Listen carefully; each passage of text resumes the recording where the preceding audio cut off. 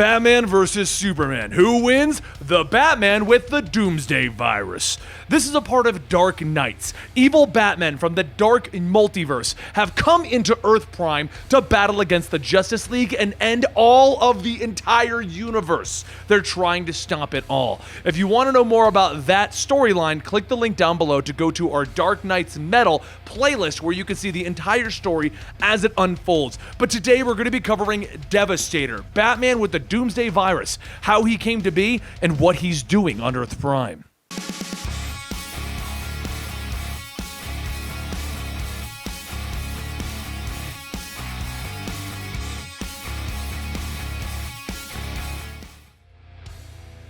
This is the Dark Knights, a series of Batmen who have come from the Dark Multiverse and are intent on destroying Earth Zero. This is the story of the Devastator and how he came to be. To help you understand the rest of the story, I should have seen it from the beginning.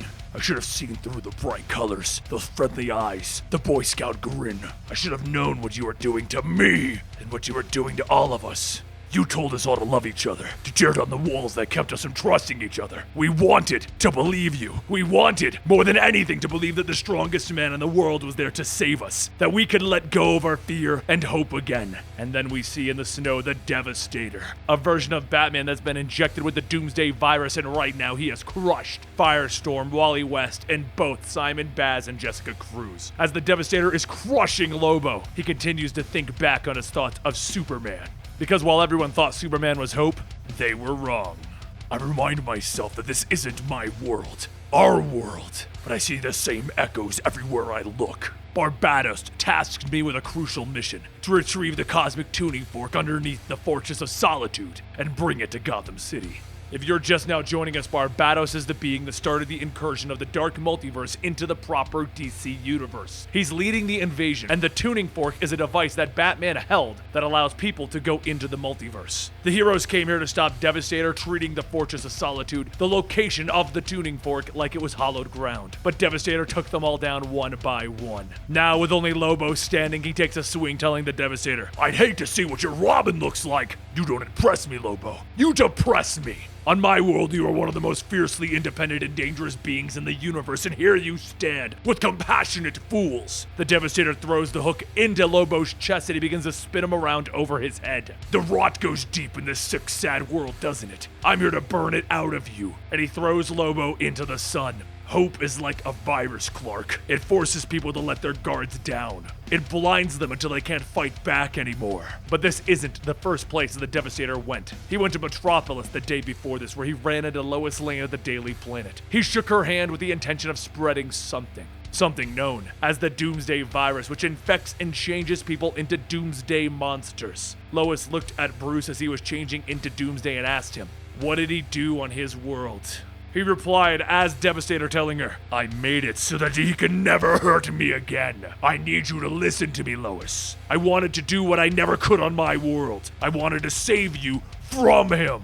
That's when we see exactly how it went down on Earth -1, the world where Batman became infected with the virus. He remembers it so vividly because it was one of the most frightening moments, as no one knew how it had even happened. Was it a solar storm that altered Superman's mind? Was it Darkseid or Mr. Mind or a new type of kryptonite? Something turned him against everyone. The superheroes spent weeks trying to find the answers because they knew in their hearts that this destructive force that was killing everyone couldn't be Superman. He was the best hope. He was the best of them. He would never tear down buildings with his bare hands for sport. They tried and they tried to save Superman, and it wasn't until he killed his own wife and child that Batman finally realized they had to stop Superman. As he stood over Batman with the kryptonite spear laying nearby and blood coming out of his mouth, he looked at him. "I never understood how the other Leaguers would stand in the shadows talking about how you could beat me, Bruce. I can split you in half. I can freeze you with a breath. I can break every bone in your body. And what do you have? A spear? Do you understand how weak you all are to me? Yes, damn it, I do. And now, you won't hurt me again." It was at that moment that Batman injected himself with the Doomsday virus, changing himself into the one being that could kill Superman. He worried that he would stop in the end, that he wouldn't kill Superman because they were friends. But as the bone armor formed around him, his heart hardened, and it felt great to pummel the Man of Steel. He breathed kryptonite gas into Superman's mouth, and the bone shards all jutted out of his body, killing him. The kicker is that he could have used this virus to save the whole world, give it to everyone to protect them from Superman, but in the end, it was too late. Most of the world was dead and gone. And that's when a certain other evil Batman arrived. The Batman who laughed. There's something so satisfying in hearing that particular death battle, isn't there? I think we all know a few ways to bring the big blue Boy Scout down, but we never really think that we'll have to use them until it's too late.